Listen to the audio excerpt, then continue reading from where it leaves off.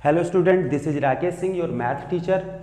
Today we are going to start solution of sample paper 2022 and 23 class 10th CBSE. आइए देखते हैं बच्चे, आपको पता है कि 2022 एंड 23 में जो है सेक्शन ए जो है वो आपके 20 मार्क्स के क्वेश्चन होने वाले हैं। सेक्शन ए जो है बच्चे वो आपके 20 मार्क्स के क्वेश्चन होंगे और ये 20 मार्क्स जो होंगे वो बच्चे एमसीक्यू होंगे, मल्टीपल चॉइस क्वेश्चन होंगे जिनके बारे में बच्चे आपको पढ़ना है। तो आइए हम देखते हैं कि हमारा क्वेश्चन नंबर 1 जो है वो क्या दिया हुआ है। क्वेश्चन नंबर 1 पे आइए डिस्कस करते हैं। तो ये क्या दिया हुआ है, तो चलिए देखते हैं। इसमें लिखा है let A and B are two positive integer. A और बी दोनों जो है वो क्या है, पॉजिटिव इंटीजर हैं। और यहां आपको दिया हुआ है कि ए इज इक्वल टू P पे पावर आपको दिया है 3 और Q पे पावर दिया है 4। और यहाँ अगर हम बात करते हैं B की, तो B दिया है P स्क्वायर और Q टू दी पावर 3। ये दो A और B जो आपको दिए हैं पॉजिटिव इंटीजर है जिनका फैक्टर इस टर्म में है। और आपसे कह रहा है कि आप P और Q की जो है, P और Q दोनों प्राइम नंबर हैं। और यहाँ अगर हम बात करते हैं इसका HCF दिया गया है, तो HCF जो दिया गया है A और B का वो आपको दिया है P पे पावर m और Q पे पावर n। और जो एलसीएम दिया हुआ है, एलसीएम A और B का जो है वो आपको दिया है P पे पावर r और Q पे पावर s। अब आपसे कह रहा है कि आप जो है m प्लस n और यहाँ है आपके पास r प्लस s, इसका प्रोडक्ट बताइए। तो अब बच्चे देखो, तुम्हें पता होना चाहिए कि एलसीएम और एचसीएफ हम निकालते कैसे हैं, वो भी अगर प्राइम नंबर के फैक्टर दिए गए हैं। तो आपको पता होना चाहिए कि अगर हम बात करते हैं तो हमारा जो एचसीएफ होता है बच्चे, HCF of A and B, A और बी का अगर एचसीएफ निकालता हूं तो ये ए है और बी है। एचसीएफ जो होता है वो बच्चे लोवेस्ट पावर वाले जो नंबर होते हैं वो होता है। तो लोवेस्ट पावर में आप देख रहे हैं कि इसका क्या होगा, ये हो जाएगा p to the power, lowest power 2 और 3 है तो 2 हो जाएगा। और Q में बच्चे लोएस्ट पावर जो है वो 3 हो जाएगा।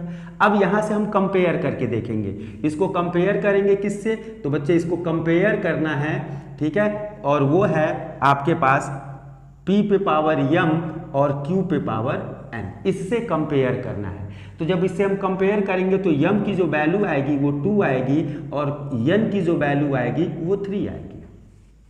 आइए अब इसके हम एलसीएम से बात करते हैं। तो LCM of A and B, आपको पता है एलसीएम जो होता है वो ग्रेटेस्ट पावर को लिया जाता है। तो इन दोनों में ग्रेटेस्ट पावर जो है वो P पे पावर 3 है। और अगर हम बात करते हैं तो इसका ग्रेटेस्ट पावर है Q पे पावर 4। और इसका जो एलसीएम आपको दिया गया है, क्वेश्चन ने जो दिया है, इसको आप कंपेयर किससे करने वाले हो, तो इसको कंपेयर करने वाले हैं आप इनके एलसीएम से कंपेयर टू, ये हो जाएगा P पे पावर R और Q पे पावर S। तो यहाँ बच्चे R is equal to 3 and S is equal to 4। तो ये मैंने एलसीएम और एचसीएफ निकाल दिया। अब हमको क्या फाइंड आउट करना था, m प्लस n जो है और r प्लस s। तो m प्लस n कितना होगा, तो ये हो जाएगा 2 प्लस 3 और यहाँ r प्लस s जो होगा वो होगा बच्चे 3 प्लस 4 और ये आएगा 2 और 3 कितना हो गया बच्चे 5 इंटू 4 और 3 कितना हो गया 7 और ये आ जाएगा बच्चे 35। तो ये जो है आपका ऑप्शन जो है वो ऑप्शन कौन सा है, तो आप देख रहे हैं इनमें ऑप्शन जो दिया है वो आपका सी ऑप्शन है। तो पहले क्वेश्चन का जो आंसर होगा बच्चे वो आपका होगा सी। अब आइए इसके बाद देखते हैं सेकंड क्वेश्चन को। सेकंड क्वेश्चन क्या दिया हुआ है इसके बारे में देखते हैं। तो सेकंड क्वेश्चन जो है उसको देख लीजिए। पहले आप क्वेश्चन को रीड कर लें, क्योंकि क्वेश्चन देखिए 1 मार्क्स के जो क्वेश्चन आते हैं वो आपके जो है ये याद रखिएगा कि वो ट्रिकी होते हैं। आप उनको ध्यान से देखेंगे, क्योंकि आपको लगेगा कि वो क्वेश्चन जो है ऐसे लगेगा, लेकिन जब आप देखेंगे तब आपको पता चलेगा कि चेंज कितना है। यहाँ इसने लिखा है, क्वेश्चन को ध्यान से पढ़िएगा, लिखा let P be a prime number. P कौन सा नंबर है, तो प्राइम नंबर। और प्राइम नंबर के जो फैक्टर होते हैं भाई, अगर 2 प्राइम नंबर है तो 2 का फैक्टर क्या होगा, 1 एंड 2, यही होगा। अब हम बात करते हैं, इसमें लिखा है कि let P be a prime number. Question number 2 को अगर हम डिस्कस करते हैं तो ये आपको दिया है कि P be a prime number. p जो है बच्चे वो क्या है, एक प्राइम नंबर है। तो अगर हम बात कर दें factor of prime number, factor of p is equal to 1 into पी, या इसी बात को हम लिख सकते हैं 1 एंड p। p का जो फैक्टर होगा वो 1 होगा और p होगा। अब क्वेश्चन में आगे क्या लिखा है, the quadratic equation having its root as a factor of p। जो क्वाड्रेटिक इक्वेशन आपके पास है वो कैसा क्वाड्रेटिक इक्वेशन है, उनके जो रूट होंगे इस p का जो है प्राइम फैक्टर होगा। ठीक है, इस p जो प्राइम नंबर है इसके फैक्टर होने चाहिए। तो ये आपको बच्चे दे दिया है अल्फा और ये आपको दे दिया है बच्चे बीटा, क्योंकि p का जो फैक्टर होगा 1 और p होगा, और ये कह रहे हैं p का फैक्टर ही इसका क्या है, रूट है। तो रूट हो गया अल्फा और बीटा। अब हमको पता है कि क्वाड्रेटिक इक्वेशन क्या होता है। क्वाड्रेटिक इक्वेशन की अगर हम बात करें तो ये होता है x square minus alpha plus beta bracket close x plus alpha into beta equal to 0। अब यहाँ से एक्स स्क्वायर हो गया और माइनस अल्फा और बीटा, या बीटा अल्फा कुछ भी कीजिए, क्योंकि आपके ऑप्शन में कहीं भी पहले 1 को इसमें नहीं लिखा है, इसलिए हम p को पहले लिख देते हैं। तो p प्लस 1 अल्फा बीटा हो गया यक्स, और alpha into beta 1 into P भी लिखेंगे। अब आप देख रहे हैं तो ये क्या आएगा, x square minus p plus 1 x plus p is equal to 0। और ये जो आपका है देख रहे हैं कि ये जो है आपका बी ऑप्शन जो है वो करेक्ट ऑप्शन है। तो ये हो गया बच्चे ऑप्शन बी जो है वो करेक्ट ऑप्शन है। तो इस क्वेश्चन में देखो ध्यान से क्या देखना था कि जो इसके इसमें क्या ट्रिक रहा, जो इसके बच्चे रूट्स हैं वो इस प्राइम नंबर के फैक्टर है, और प्राइम नंबर का फैक्टर क्या हो सकता है आपको पता है, 1 इंटू इटसेल्फ, यही होता है आपका नंबर।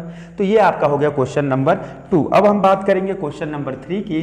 तो क्वेश्चन नंबर 3 जो है वो क्या है, इसको देख लेते हैं।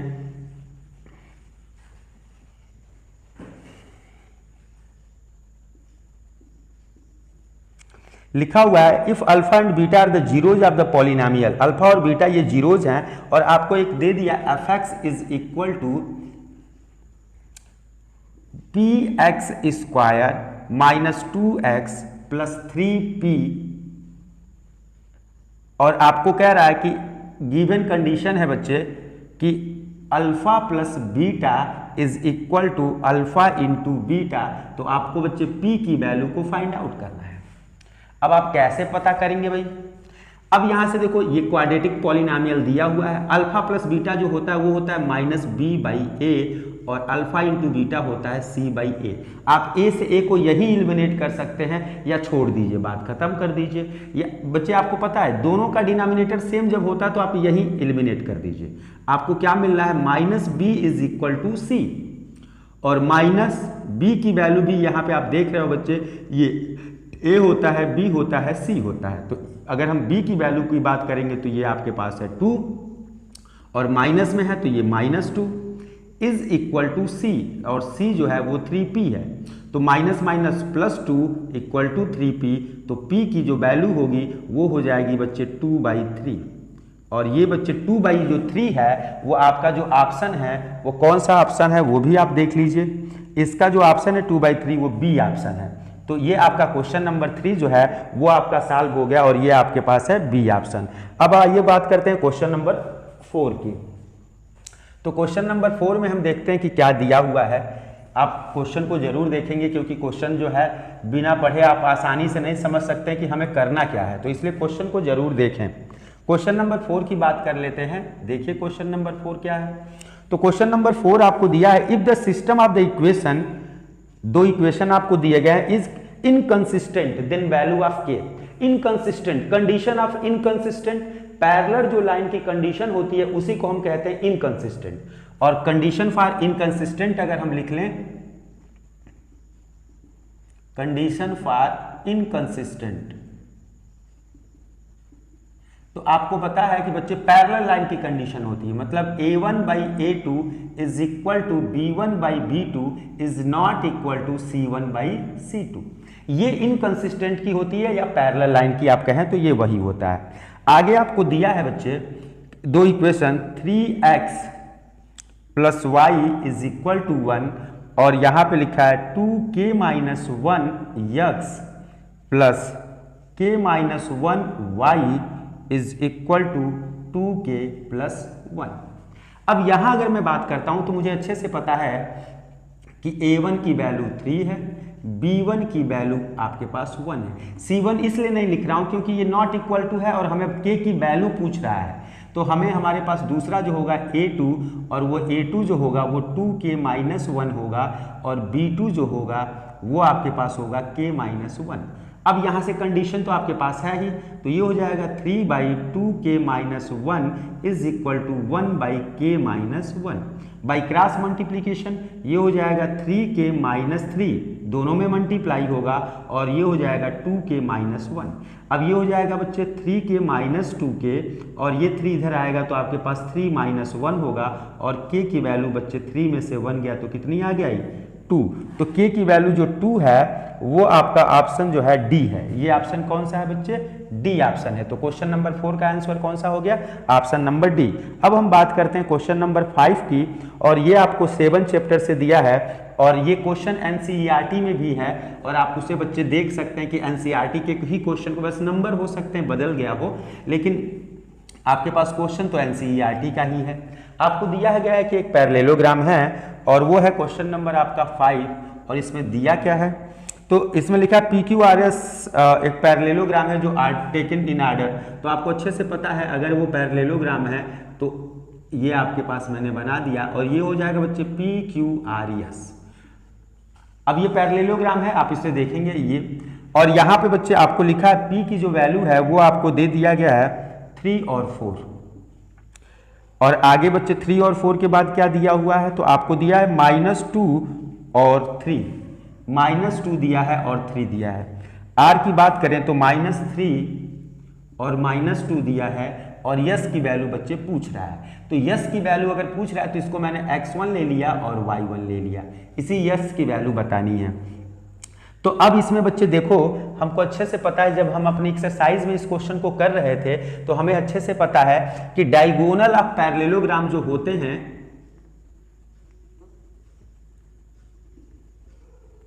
Diagonal of parallelogram bisect each other. क्या करते हैं बच्चे, बाइसेक्ट करते हैं ईच अदर, एक दूसरे को बाइसेक्ट करते हैं। बाइसेक्ट करने का मतलब वो मिड पॉइंट, ये और ये एक दूसरे को बाइसेक्ट करेंगे, तो ये जो होगा ओ जो होगा वो मिड पॉइंट कहलाएगा, क्योंकि ये इसके इक्वल होगा और ये वाली दोनों लाइन इसके इक्वल होगी। तो आप क्या लिख सकते हो, O is mid point of P R. P R का क्या है बच्चे, ओ मिड पॉइंट है, तो मिड पॉइंट का कोऑर्डिनेट क्या होता है बच्चे, x1 प्लस x2/2, और दूसरा होता है y1 प्लस y2/2। तो यहां से अगर हम बात कर लें तो हमारा x1 है बच्चे 3 माइनस 3/2, और ये हो जाएगा 4 माइनस 2/2। यहां से बच्चे ये आ जाएगा 0, और ये आ जाएगा 4 माइनस 2 2, 2/2 क्या हो जाएगा 1।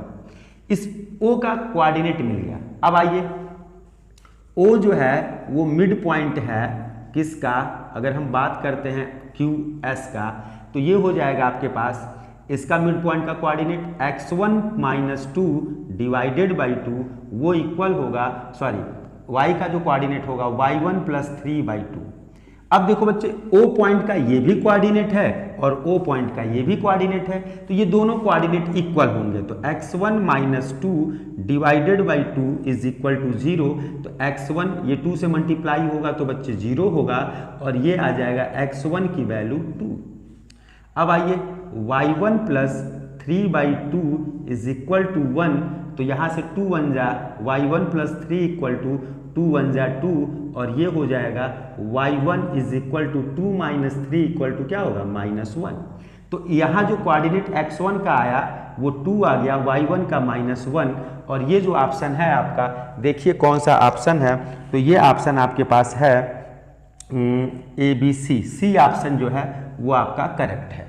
तो ये क्वेश्चन नंबर 5 हो गया, ये आपका ऑप्शन है सी। आइए देखते हैं बच्चे क्वेश्चन नंबर 6 क्या है। तो क्वेश्चन नंबर अगर हम 6 की बात कर लेते हैं तो 6 देखिए आपके पास लिखा हुआ है क्वेश्चन में कि triangle ABC and PQ R similar. आपको दिया है 2 ट्रायंगल बच्चे, और वो दो ट्रायंगल जो हैं वो आपको दिए हैं ABC और PQR। ABC सिमिलर ट्रायंगल है बच्चे PQR के। आगे लिखा है AM and PN are altitude. बच्चे इसके जो एल्टीट्यूड हैं वो आपको मैं बता दे रहा हूं, ये फिगर मैं बना दे रहा हूं आपके लिए। ये आपके पास हो गया ABC और दूसरा बच्चे ट्रायंगल आपके पास हो गया PQR, और यहां आपको दिया हुआ है कि AM और आगे वाला जो है वो है PN। ये दोनों बच्चे एल्टीट्यूड हैं, ठीक है। अब आपसे ये कह रहा है कि AB स्क्वायर आपको दिया है AB square by PQ square is equal to 4:9। आपको बताना है, क्या बताना है बच्चे, AM बाई PN, इसकी वैल्यू बतानी है। अब यहां ध्यान दें कि बच्चे देखो ये आपको बता रहे हैं, सुनने में तो ये आ रहा था कि एरिया रिलेटेड है, लेकिन यहां बच्चे एरिया से रिलेटेड है। और ये आपका जो है एक थ्योरम भी होता है कि दो ट्रायंगल अगर सिमिलर हैं तो उनके जो करस्पॉन्डिंग साइड का जो एरिया का रेशियो होता है, दो ट्रायंगल अगर सिमिलर हैं तो उनके एरिया का जो रेशियो होता है, एरिया का जो रेशियो होता है वो उनके करस्पॉन्डिंग साइड के स्क्वायर के बराबर होता है, ठीक है। करस्पॉन्डिंग साइड के स्क्वायर के बराबर होता है, ये थ्योरम है। अब इसमें क्वेश्चन भी आता है कि जो एरिया होता है अगर हम बात कर लें तो वो उनके करस्पॉन्डिंग, बच्चे आपको पता है कि आप एक ये भी थ्योरम प्रूफ करते हो या क्वेश्चन प्रूफ करते हो कि area of ABC divided by area of PQR, ये एक आपका थ्योरम भी है कि AB बाई PQ का स्क्वायर, उसी तरीके से AC बाई PR का स्क्वायर, तीसरी साइड का भी स्क्वायर करेंगे BC बाई, ये होता है। और एक क्वेश्चन भी होता है कि एरिया का जो दो ट्रायंगल अगर सिमिलर हैं तो उनके एरिया का रेशियो जो होता है वो उनके करस्पॉन्डिंग मीडियन के भी स्क्वायर के बराबर होता है। मीडियन के भी बच्चे स्क्वायर के बराबर होता है, ये हमारा एक थ्योरम और क्वेश्चन है। तो हमें दे दिया बच्चे AB square by PQ square 4:9 है। तो आप देख रहे हो कि AB और PQ किसके बराबर हो सकते हैं बच्चे, PM बाई और PN के। तो ये बराबर हो जाएंगे PM बाई PN का होल स्क्वायर। ये बच्चे क्वेश्चन आपका एक्सरसाइज 6.4 में है, करस्पॉन्डिंग मीडियन के भी स्क्वायर के बराबर होता है प्रूफ करने के लिए। तो ये इसके स्क्वायर के बराबर हो, इन दोनों के ऊपर भी आप स्क्वायर लगा देंगे, बात वही है बच्चे, कोई दिक्कत नहीं है। तो ये जो है आपके पास 4:9 है। तो इसको मैं लिख सकता हूं PM बाई, सॉरी यहां AM है, क्या है बच्चे, AM। तो यहां क्या होना चाहिए, AM। तो ये हो जाएगा AM और ये हो जाएगा बच्चे PN का होल स्क्वायर। अब आपको पता है कि होल स्क्वायर जब है इधर आएगा तो ये स्क्वायर रूट में हो जाएगा और ये आ जाएगा बच्चे AM बाई PN, और ये आपके पास आ जाएगा, क्या आने वाला है इसके बाद बच्चे, स्क्वायर रूट 4 का हो जाएगा 2 और 3। तो आपको क्या रेशियो मिलेगा बच्चे, रेशियो क्या मिल जाएगा, तो AM ratio PN is equal to 2:3। तो ये 2:3 है। अब देखते हैं कि ये 2:3 जो है कौन सा ऑप्शन है, तो ये आपका है डी ऑप्शन। तो ये था आपका क्वेश्चन नंबर 6। तो ये बच्चे आपको बताया एक्सरसाइज 6.4 से रिलेटेड है और ये जो है आपका क्वेश्चन है। क्वेश्चन नंबर अगर हम 7 की बात करें तो ये आपको पता है कि चैप्टर 8 से है और ये ट्रिग्नोमेट्रिक होता है और आप जानते हैं कि इनकी बेसिक चीज़ें जो होंगी वही इनमें पूछी जानी है, जो बेसिक होते हैं, क्योंकि बड़े बड़े क्वेश्चन तो आपको दिए नहीं जाएंगे। आप देख रहे हैं कि एक ही बार में क्वेश्चन सॉल्व हो जा रहे हैं। क्वेश्चन नंबर 7 को अगर हम देखते हैं तो इसमें लिखा है x और वो लिखा है बच्चे tan 60, ये लिखा है tan 60 डिग्री और इनटू cos 60 डिग्री और ये बराबर है sin 60 डिग्री और किसके, cot 60 डिग्री के, cot 60 डिग्री के बराबर। तो आपको x की वैल्यू बतानी है। तो x अपनी जगह पे tan 60 की वैल्यू होती है बच्चे √3 इंटू cos 60 की वैल्यू 1/2, sin 60 की वैल्यू √3/2 और cot 60 की वैल्यू बच्चे tan की होती है, तो ये आपके पास 1/√3। अब यहां से बच्चे आप देख सकते हो √3 से √3 भी कट जाएगा, तो ये आप यहां देख लीजिए, एक लाइन अगर आप करना चाहते हो तो करें, यहीं से आप देख सकते हैं 2 से 2 कैंसिल, √3 से √3 कैंसिल, x की वैल्यू जो आएगी 1/√3 आएगी। और इसमें जो है आपका ऑप्शन ए भी उसमें दिया है, tan में करके दिया है, sin में करके दिया है, तो आपको अच्छे से पता है 1/√3 जो वैल्यू होती है वो tan में 30 डिग्री की होती है, और किसी में तो 1/√3 आता नहीं है। अगर हम देखें तो cos में आता नहीं है, sin में आता नहीं है, और cot में अगर आता है तो cot में होता है √3। ठीक है, तो ये आपका क्वेश्चन नंबर हो गया 7। और आपको पता है कि ये जो टेबल यूज कर रहे हैं वो 8.2 एक्सरसाइज के पहले टेबल दिया है सारी वैल्यू लिखने के लिए। अब हम बात करेंगे क्वेश्चन नंबर 8। ये काफ़ी अच्छा क्वेश्चन है, और ये बच्चे ये जो क्वेश्चन आप देख रहे हैं ये बोर्ड में पूछा जा चुका है। क्वेश्चन नंबर 8 जो है ये बोर्ड में 2020 में ही आया था या 22 में ही आया था ये क्वेश्चन। यहाँ लिखा हुआ है 8 क्वेश्चन में sin theta plus cos theta is equal to √2, और आपको बताना है tan theta plus cot theta की वैल्यू आपको बतानी है। अब देखो बच्चे ये जो क्वेश्चन है बहुत ही अच्छा क्वेश्चन है। अब यहाँ पे हम करेंगे कैसे, बड़ी सारी दिक्कत आएगी। अब इसको आपको बहुत ज़्यादा नहीं सोचना, इसको आप कर दो स्क्वायर आप बोथ साइड, दोनों साइड का स्क्वायर कर दीजिए, तो ये हो जाएगा sin square theta plus cos square theta plus 2 sin theta और cos theta is equal to √2 का स्क्वायर 2।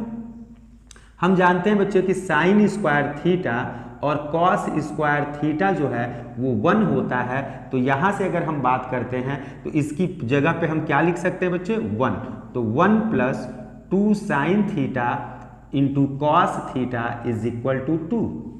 ये 1 इधर आएगा तो माइनस हो जाएगा 2 sin theta into cos theta, ये इधर आएगा तो ये हो जाएगा 1।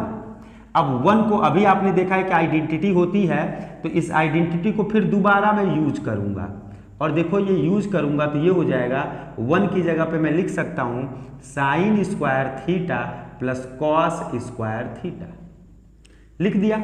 अब यहां से हमें बताना है जिसकी भी वैल्यू वो अपने आप आएगी, इन sin थीटा और cos थीटा को ट्रांसफर कर दीजिए, तो ये हो जाएगा 2 इज इक्वल टू sin square theta divided by, ये नंबर आएगा तो इन दोनों को डिवाइड करेगा, और आप अगर एक बार पूरा लिख देते तो फिर एक स्टेप बढ़ जाएगा, कोई मतलब नहीं है, या यहां मैं लिख दे रहा हूं 2 sin theta into cos, sorry ये जो है आपके पास sin थीटा और cos थीटा को क्या करना है, ट्रांसफर करना है। तो हम जब ट्रांसफर करेंगे तो ये हो जाएगा sin square theta plus cos square theta divided by sin theta into cos theta.